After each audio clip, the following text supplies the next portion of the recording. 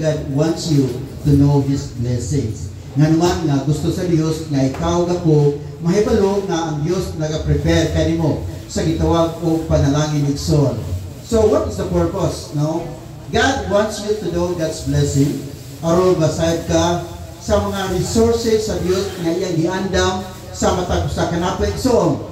Tungod kay sa dihang mahibaluta sa giandam sa Dios, mo kini ang mulikod kato panahon nga dunay gitawag pagsulay sa atong kinabuhi. Mo kini mulikod kanato panahon nga natas gitawag og kawaladon. Nga naman tungod kay ang sa Ginoo mulikod man sa matag usa kanato. Amen ba? Amen.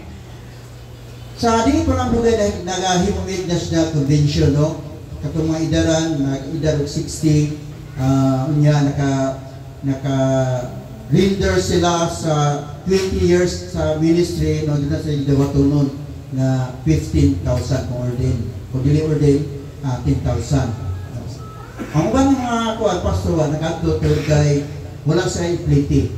Kaya ako makay-kuwan doon, ako kay-ipliti niya, tapay registration. Pero pasalamat mi sa Ginoo tungod kay ang family concern sa pastor dinhi sa Usami. So salamat ka mi nga more than kapagud sa among kinahanglan, no? Kaya nga free airplane, free registration, 5,500 good ang registration good.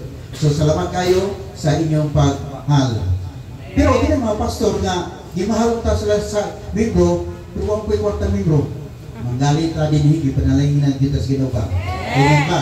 So, doon ay mga pastor dito nga excited sa mga sitwasyon. Nga naman, doon na sila dawatunon ng 15,000. So, excited sila.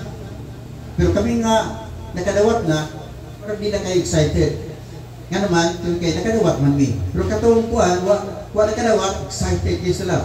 Nga may untal nga, kanabitawang last night na. No, last night na kahit panghatag ang mga 15,000 igsoon. So, lipay sila nga nakadawat. Kaya doon na yung sa kakuan, doon na yung sa namong kapastor din sa district level nga nakadawat unta. Pero ang problema, hangtod karon wa niya dawat. Nga naman kay sigig absent. No? Sigig absent, no? Nag-youth camp, absent sila. Pag PA, absent yapon. So, ang kwarta na anak ko, wa pa nahatag, no? Munang di jud ta absent. Amen pa mo diha, no? So kita gitawag og Kristohanon, do na tay dawat tunon. Amen. No? Makita na Kristohanon na ba ta? Amen. O kung Kristohanon ta, do na tay pabuto gikan sa atong Dios. O gusto sa Dios nga kining mao nga mabutang imo gyud madawat. Amen. Nga dili malangan-langan. Amen. No? Kung pa to siya na absent, hurot na unta. Manggaling kanya absent siya, napa iyang kwarta. Ito yung upat ka blessings igsoon nga gusto na kong i-share kaninyo. Pero duha lang ang akong diskutan kay naside ko nga sa ikaduha, ikatulo, mga tulog yung mo. Upat ka blessing. Primero, we have peace with God. Ikaduha, doon na tayo access to God. Ay ikatulo, hope of glory. Ay ikupat, reconciled with God.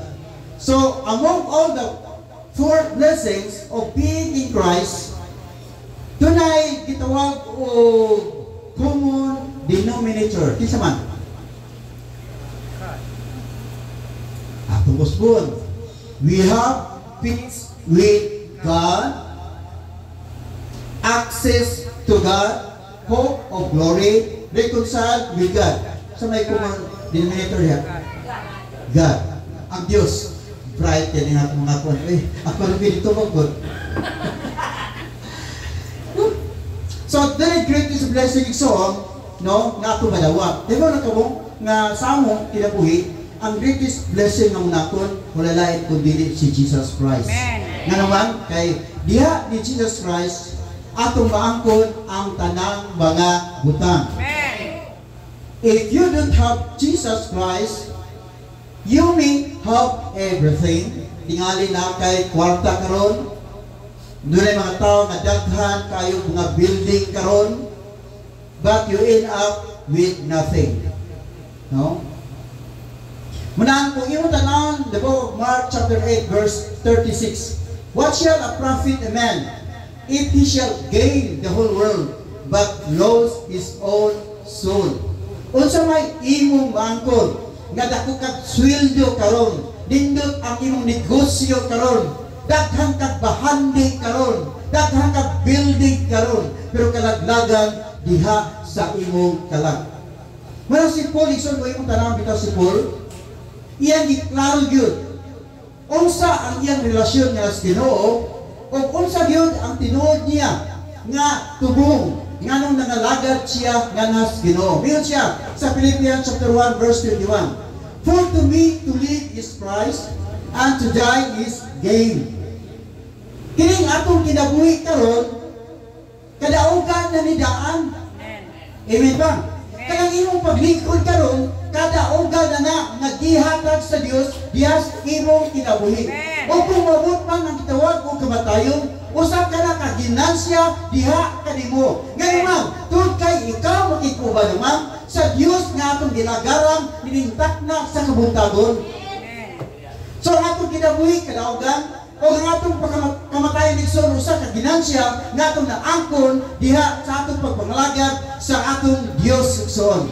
Wala nindyot gyud kayo nga atong klarohon ang atong pagpangalagad sa Ginoo. Aron pumabot pa ng gitawag kamatayon, dili ta malisang igsoon, dili ta matarantar igsoon nga naman tungod kay atong nasarang nga pumabot pa ng kamatayon, ginansya kana sa atong pagpangalagad sa Dios karon.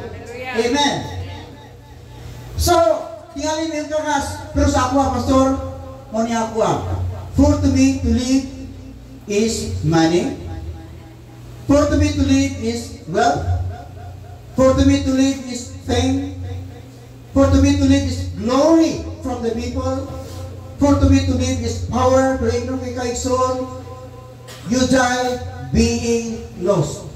Mamatay kaigsoon nga, saman, nawala kayo diya sa mapa sa atong Diyos. Pero may guntang, nilintak na sa guntagon. For to me to live is Christ, and to die is gain. Ato kununduganan. Okay?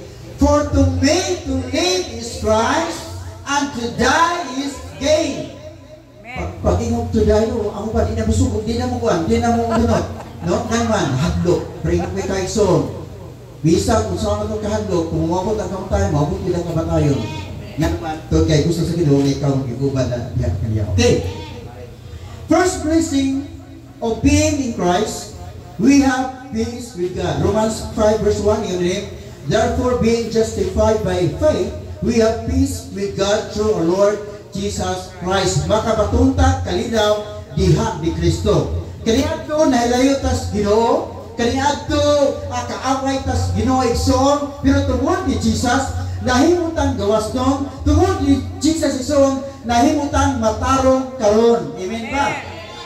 Nga lang nahimutan kaaway kaniadto tungod sa word nga sala igsoon, pero tungod sa gibuhat ni Jesus nakaangkong tag tinuod nga relasyon diha sa atong lahitnon nga amahan. Amen ba? Kaya bitaw may unta peace with God, it means peace na mo sa Dios. Paano nyo? Peace with God means peace na mo sa Ginoo. Okay na mo sa Ginoo. No? Doon na kay tinuod nga relasyon nga sa Ginoo. Kay kung wa kay tinuod nga peace sa Ginoo, it means wa kay tinuod nga relasyon diha sa atong Dios igsoon. Amen ba? Labi verse 6, dakaway tas Ginoo. Romans 5 verse 10, when we are enemies, we are reconciled to God by the death of His Son. Muna, tungod ni Jesus igsoon, nakaakuntas peace with God. Amen. Gawas diha ni Jesus, dili gyud ta makabaton sa gitawag og kalinaw igsoon nga gikan sa Isaiah 48 verse 22. There is no peace, saith the Lord, unto the wicked. Walay gitawag og kalinaw niadtong nga tawo nga mga makasasala o mga data igsoon. So, kung nagsilili ang ta kung makasala igsoon, ingnon kay ikaw, na di yun ta makabaton sa tinod nga kalinaw o tinod nga kalipay diha sa atong Dios. Amen. Pagmamaliha.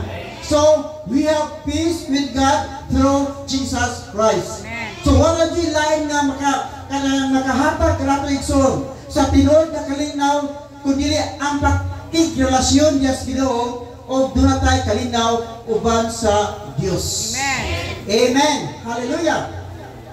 Ang ikaduha, access to God. Verse 2, by whom also we have access by faith into this grace wherein we stand, and rejoice in hope of the glory of God.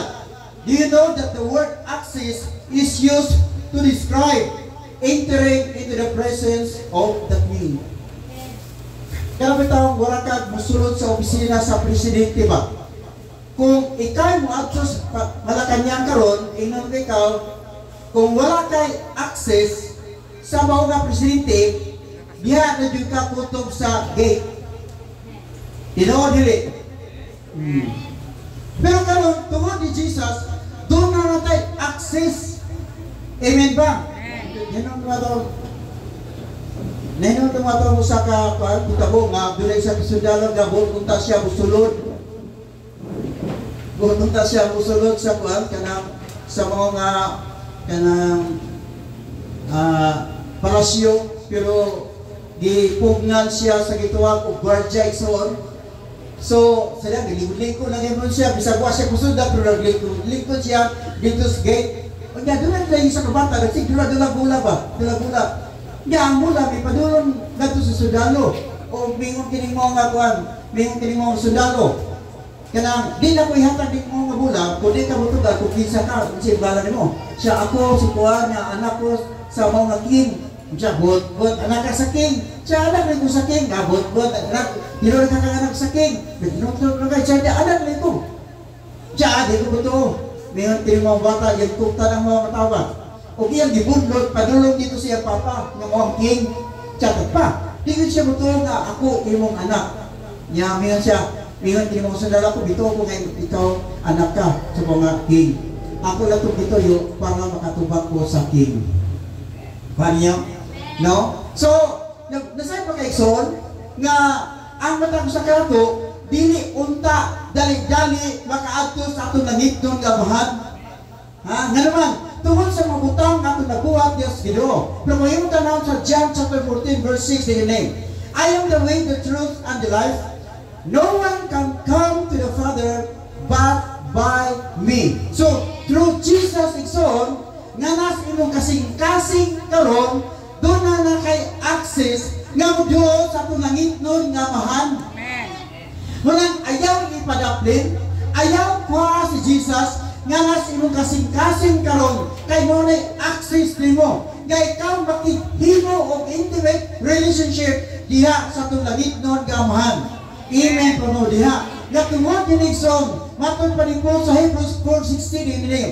Let us come boldly, may song, with confidence into the throne of grace on sa purpose that we may obtain mercy and find grace to help in time of need. Amen.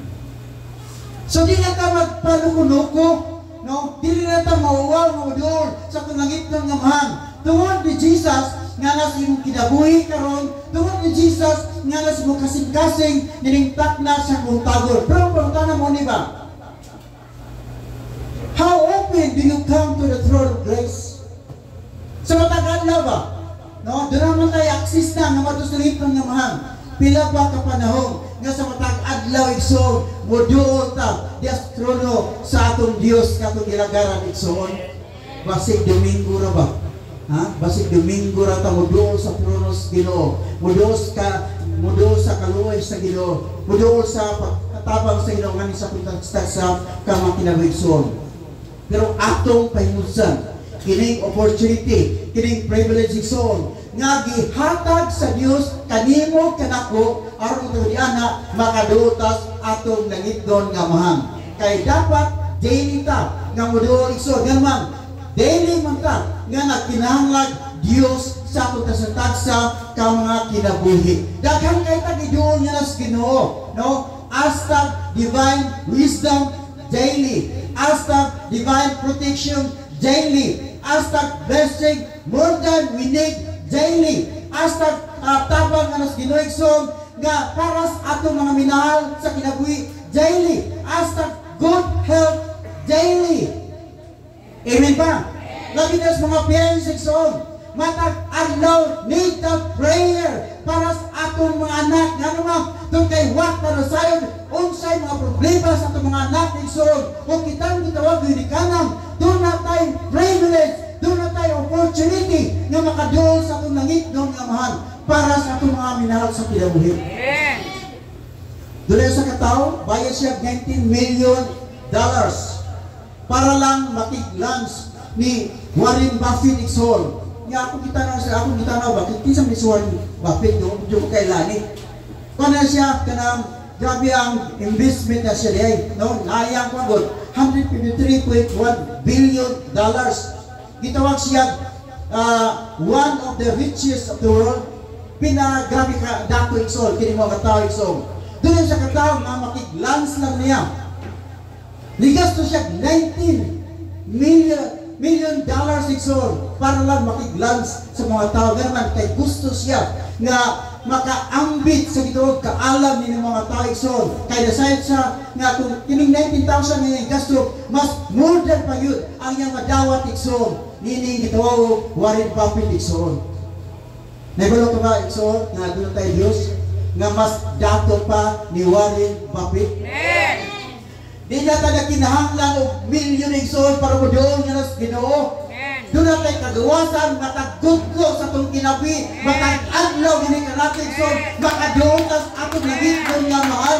So ang problema talagsa na ta, mo doon pinagi sa mga pagkampong hanaman, bisitas atong pagalingon. Pero ayaw, sige, ang panahon igsoon sa opportunity nga gihatag sa Dios sa matapusa ka nato nga mo doon kita nganha kaniya. Amen. Hallelujah. Di ba ka ba nga sa matag-adlaw dunay lain-lain tag problema? Ha? Lain-lain tag gikinahanglan, doon na tayo kabugaton sa itong kinabuhi, doon na tayo gitawag na kinahanglan good health sa matag-adlaw. So gamitan ng mga access igsoon pagduol diha sa atong langit noon nga amahan. Amen. Sa gikaingon ko na igsoon ang Dios concern sa imong concert karon. Ang Dios nagdagad sa imong problema karon. Ang Dios nagdagad unsa may imong gikinahanglan karon. Ang Dios nagdagad sa pamilya nga imong gi-concern karon igsoon. O gusto sa Dios nga imong gamiton kanang access nimo para makaduol ka diha sa presensya sa atong Dios. Amen. Dunay panahon nga si Jesus sabihin siya, "Come unto me, all ye that labor and are heavy laden, and I will give you rest." Gusto sa Ginoo igsoon, papahuwayon ka sa mga butang nga naghasol diha sa imong kinabuhi. Gusto sa Dios igsoon nga magaan ay mong gipati nining takna sa buntagon atong gamiton ang mga access igsoon. Amen ba? Manindog yung tanan.